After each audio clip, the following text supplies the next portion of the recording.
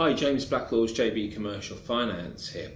Now, when you're looking to raise finance for a business, one of the questions I'm most frequently asked is when will I need to provide some security for the bank or for the lender? How much can I have without providing some personal security? Now, usually what they mean is how much can I borrow without having to put my house on the line or having to give a legal charge over my property or other assets. And as you might imagine, in the financial world, that's not an easy question to answer because everything depends on the circumstances. Now, if you go to a high street bank, the general rules of thumb are that if you borrow around about £20,000–30,000, then they need to make a rationale for you not to provide background security. Doesn't mean you have to do it, but unless you're a good business with a good trading history and a good bank track record, they're probably going to request some form of security in the background, be that an asset or more likely a property.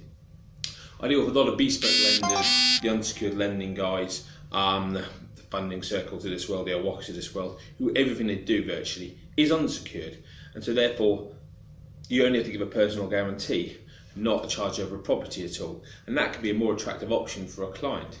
And then of course there's business assets. That may well be a property, business property that is, it may well be a debtor book or a bit of machinery or plant equipment. Therefore that's able security for a lender as well.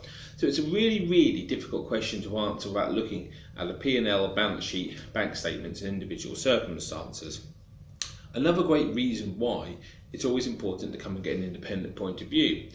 So to give you an example, I had a client very recently who had approached their bank and they were a good business, not massively profitable, but profitable enough, and the bank were happy to support them with a £45,000 loan, but they did want to charge over the director's house. Now, he wasn't necessarily that concerned about it, but it would have meant dragging his wife to a solicitor, it would have meant some legal costs, it would have meant that the facility would probably take around about 8 weeks to actually put in place. And he was happy to pay a couple of extra percentage points to get a facility that didn't involve this element of security in the background. And I was able to do that for him. It cost him a couple of percent more, which I think ended up being something like an extra 20 quid a month.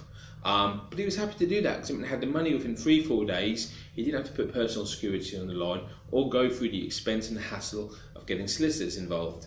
Now, some customers are happy to pay a little bit more for that benefit, others don't, and that's entirely customer prerogative.